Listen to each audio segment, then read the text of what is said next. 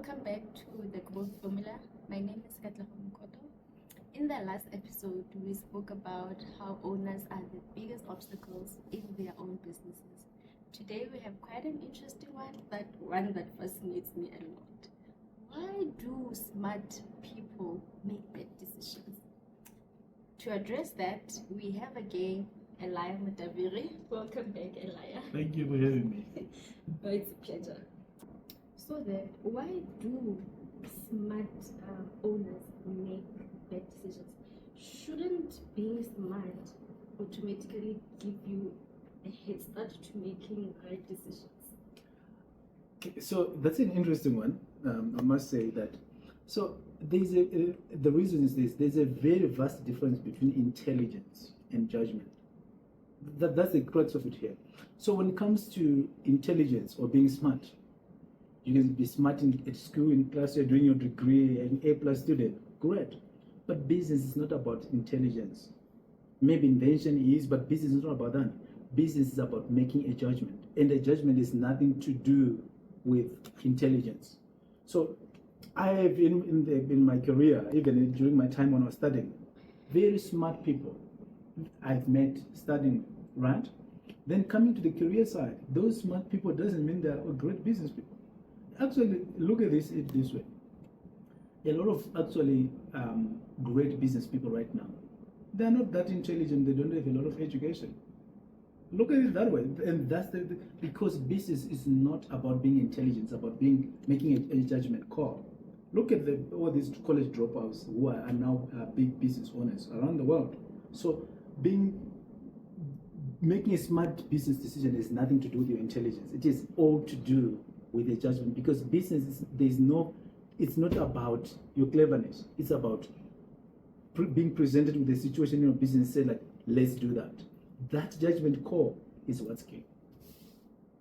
So you're saying that the key is judgment. Can you elaborate a bit further on what you mean by judgment? Right. So when it comes to business, remember business is it's a series of decisions that get made.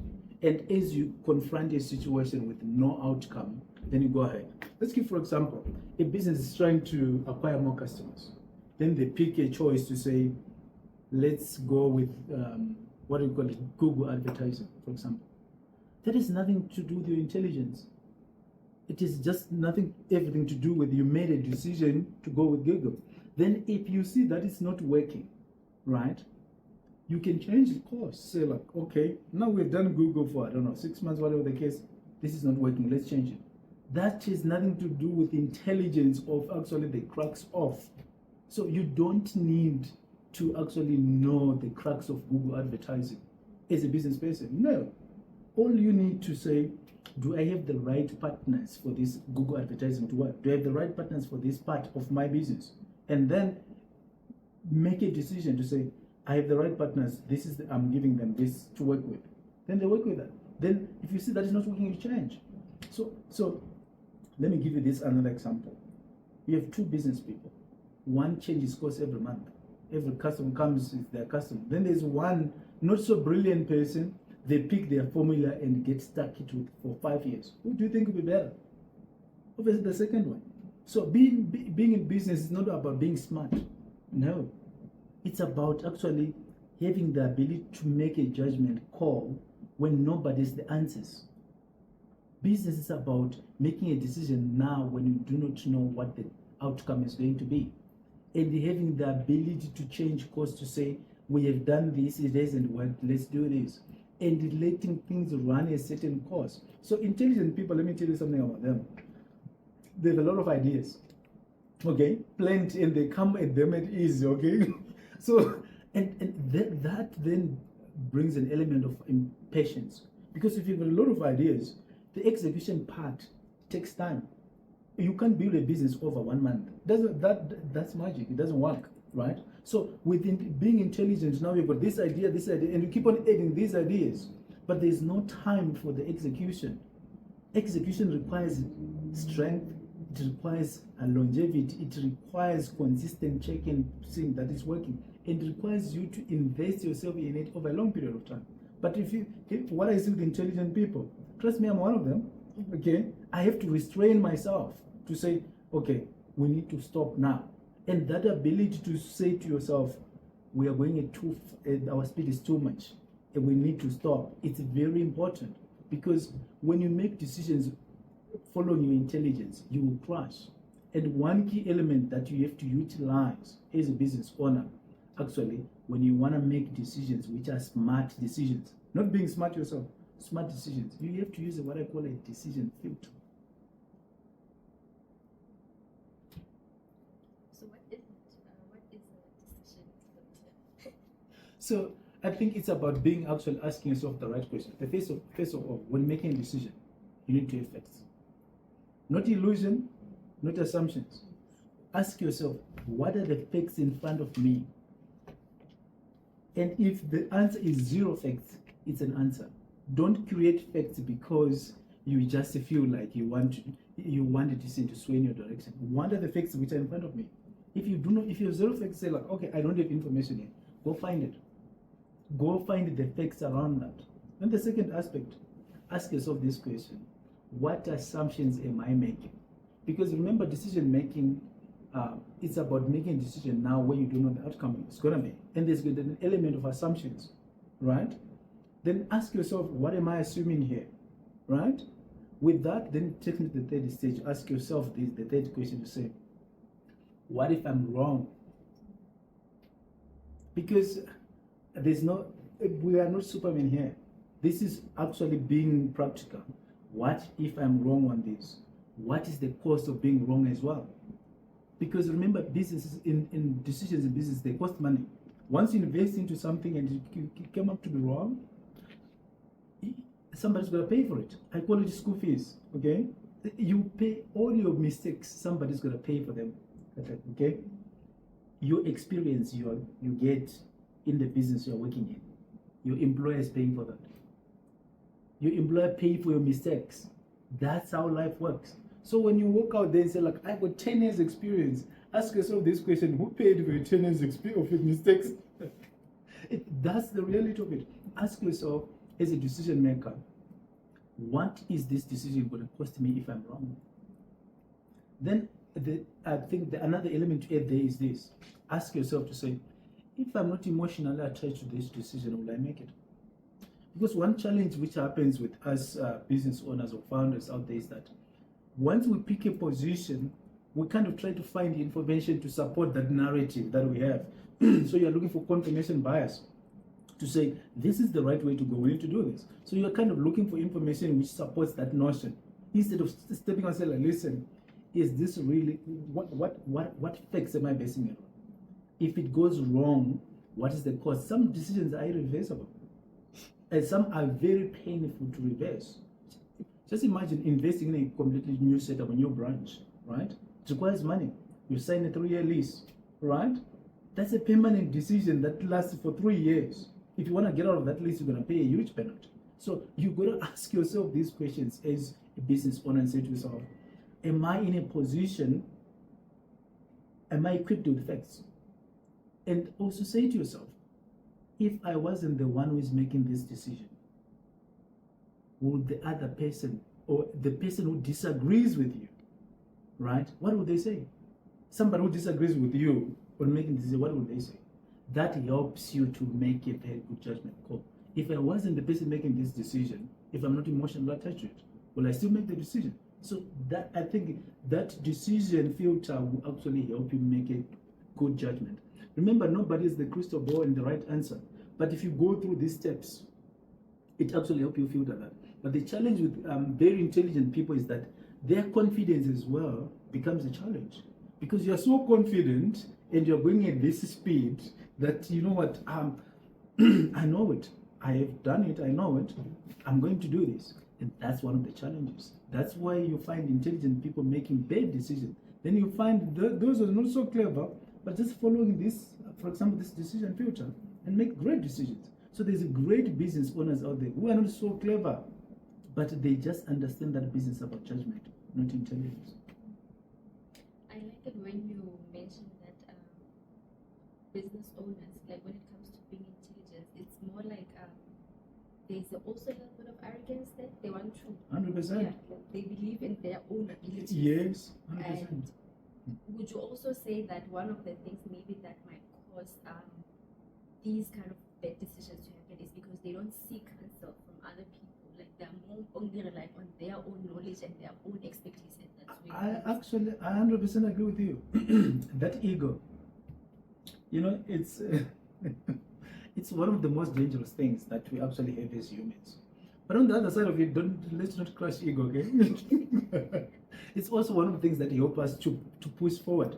As a startup, when you're starting a business as a founder, your ego drives you. It fuels your energy, it fuels you, but it can be a downfall later on as the business grows. Because that ego, then you surround yourself with yourselves or with the yes man, yes ma'am, yes sir. That's what you do to feed that ego, to keep that fire burning, to feed that ego. Then you don't seek the right advice. You don't appoint people to the right places who challenges you. Because being challenged, it's not a personal thing. And I think that's where we go wrong. If you challenge me in this conversation we're having, you are not attacking me as a person. I think that's one of the challenges we deal with. That has nothing to do with me as a person. It's you are challenging what I'm saying. And let's engage on that. And a lot of business owners or founders face that challenge. That now everything has to conform to their belief. What they said to say, this is the route to go, this is the way to go. One is a number too small to do anything great, and I'm stuck with that. You need, like you mentioned, to get other people to work with you. Listen to other people's ideas, because the very moment your business transforms from being a startup to involve other people, your own decisions no longer be what matters. You can't be the alpha and omega in a business. It doesn't work. It clearly doesn't work with your cross. You need to surround yourself with people, actually the intelligent people we're talking about. Then they give you all this intelligent information. Then you make the judgment call. That's clear. I like that. So basically, you're saying that yes, okay. So basically, what you're saying is that I'm trying not to offend anyone. Yeah. So, so what you're saying is that as a business owner, you're not the only one intelligent. There are also intelligent people out there who 100%. can play, one of the biggest role in the growth of your business. 100%. 100%. The fact that you started the business doesn't make that then you are the only person who can take it forward. And that ego is dangerous. You can't say, I started this, so I'm the one who is going to just continue with it. If you want to do that, go start your own hut or own house and do it in your own house. This is business. Business affects other people.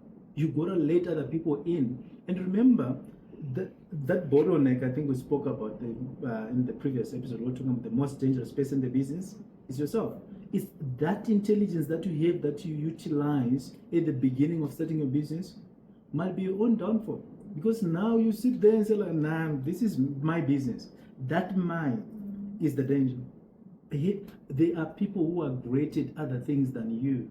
The world doesn't revolve around you. Okay? And knowing that, unfortunately, it's uncomfortable, but it's true. The world doesn't rotate around you. It will rotate around the sun.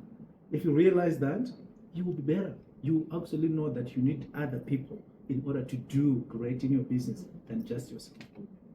So as a business owner, how do you know when to trust your instincts in order to avoid making these bad decisions versus whatever data that you'll be looking at? That's a very difficult question. And I'm saying this because instinct is part and parcel of decision making.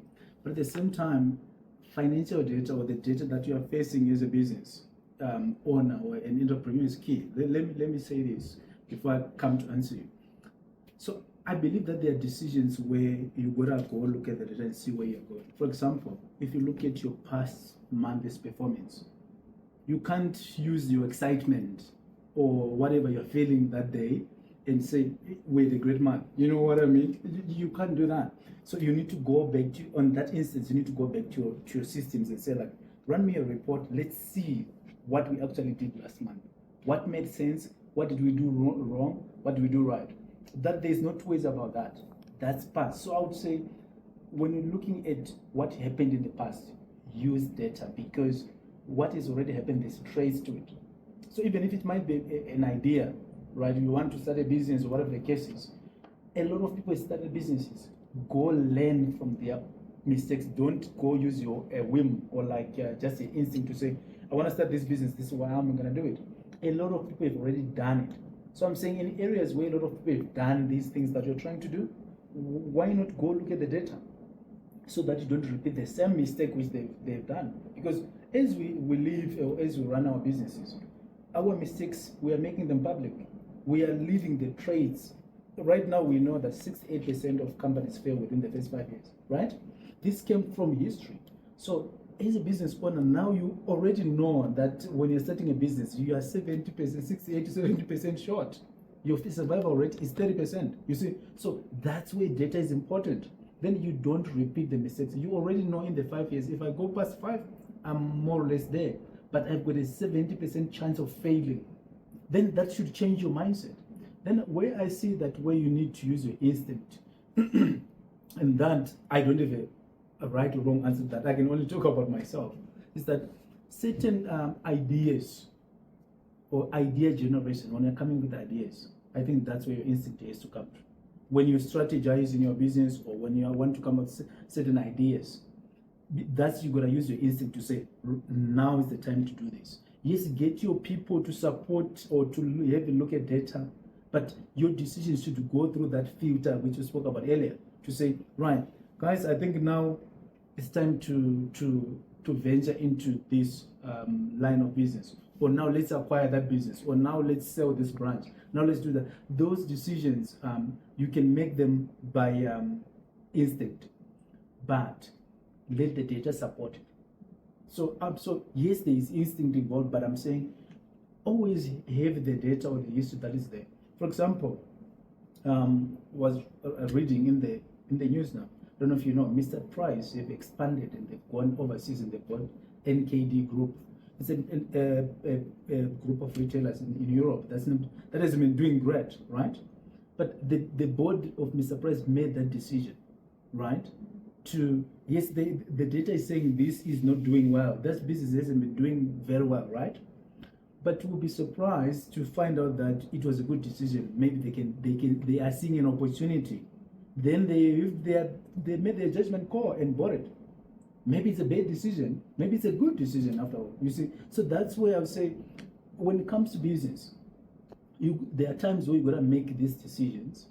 But then, when you make that first move, every move that you make afterwards needs to be supported by data. You need to now to use your business experience, your smart people around you, to then make that even that bad decision a good decision. What do I mean by that? You can make the first call. For example, the example I gave you from Mr. Price right now. Maybe it's a bad move. It was a bad move to buy that business. But if they make the right decisions now on, it will become a good decision because they will turn it around. They will make a series of good decisions that a bad decision becomes good. You understand? So instinct is where you make a decision without information, and that's actually business. You make decisions without knowing the outcome. That's what you do when you're using an instinct as a business owner. Like right now, you look at what's happening around the world. There are a lot of business owners or entrepreneurs that are taking a leap. If we don't have people who take a leap and use their instinct, where will we be technology-wise? Somebody gotta be fed up by using a phone to develop something that's better than a phone, and then say, I think people want this. That's the chance you take. That you hope that people will like it. The person who invented the light bulb, it was tired of darkness. The person who decided we need a computer was tired of paperwork. So you gotta make this leap. I think it applies when we're making strategic decision, innovative decision. Instinct gotta come through, and that's the risk you face as an innovator or as a business person. I can tell you now, a lot of business people right now are doing so well. They've made a series of instinctive decisions, which were then supported by a lot supported by their team to make it a good decision. So when you look back at, for example, Jeff Bezos right now, the founder of Amazon, they were selling books, right?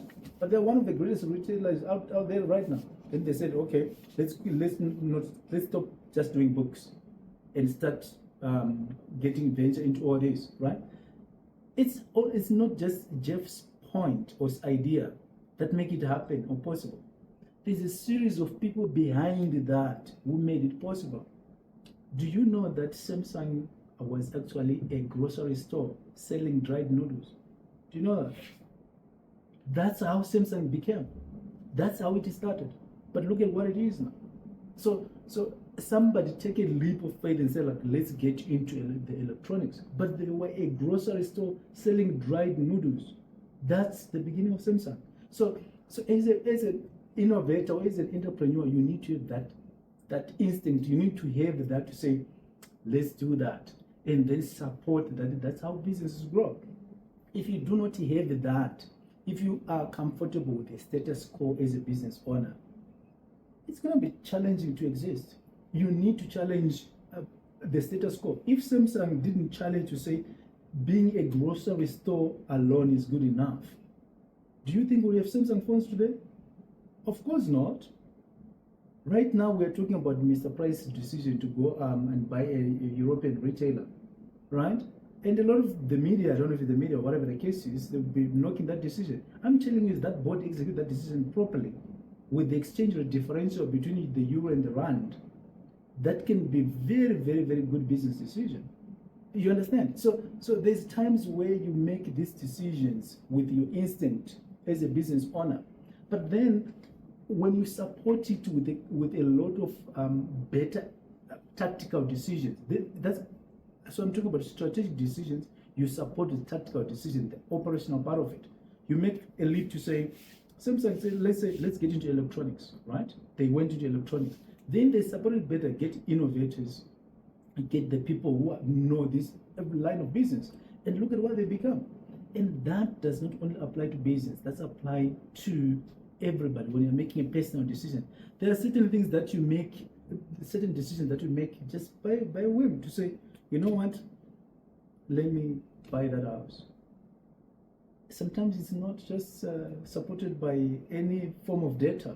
We make all those decisions. Even the decision to say, today I'm going to wake up at 2, and let me just wake up, and I'm going to look at my computer, and something comes up, an idea comes. You understand? There is no formula for that one. There is no formula for that type of decision, but then you support them. So instinct is part and parcel of who we are as humans. We have to utilize that, but then we can't just run by instinct alone. Once you make that instinctive decision, you need then the right people to support you. Now we're back to the growth pillars again. We're back to the growth formula. You need the right people to support you, the right systems. You need the financial system, customer acquisition. All those 4 pillars now come through after you make an instinctive decision. You see? And when you do that, when you make that instinctive decision, the other pillars, the data, all that information that you then need, they support the people you surround yourself with, make that decision successful. So no man is an island, you can't do it alone. But when you make that instinct, what you do afterwards is very key. When you make an instinctive decision as a farm, what you do after that instinctive decision is key. If you have the right people around you, they'll tell you, this one is the wrong one. Then you stop before you actually waste the resources. This one, let's make it work. You understand? So it's no idea is born already mature. Doesn't work. It doesn't work. No idea is born already mature. It comes as an instinct to say, let's do that. But then the idea evolves as we go. When I started this business 8 years ago, I didn't see ourselves sitting here and having this conversation. I didn't have an idea. I didn't know that we'll be sitting here today, 8 years later, having this conversation about how business can grow with the formula. Well, I didn't know that. So instincts help us as humans, helps us as business owners and founders to actually make certain decisions. But what we do when you make an instinctive decision, I think is key. So basically, you're saying that when you're making an instinct, like a decision that's based on instinct, you should have a solid backing. I mean, don't just make a decision on instinct, but have some backing that you know that will support whatever that you make. 100%, because some decisions that we make is instinctively, which are good decisions, they actually then die because we didn't support them with the right pillars. So a very good decision might actually die just because what you did after making the decision didn't support it. So then you actually, then it too looked like made a bad decision. In fact, it was a good decision, but wrongly executed. So that can actually happen. So for our smart business owners out there who are intelligent, what is the one thing or even more that they should remember from today's episode? I would say that for intelligent people out there who are trying to make smart decisions, I'll leave one statement for them, or maybe a lesson for them, that your future or the future of your business is actually not based on how intelligent you are. It's actually based on the quality of decisions that you make when no one knows the answer. Well, thank you very much for that. Thank you everyone for joining us in today's episode. We'll be seeing you surely again in the next episode. Thank you. Bye.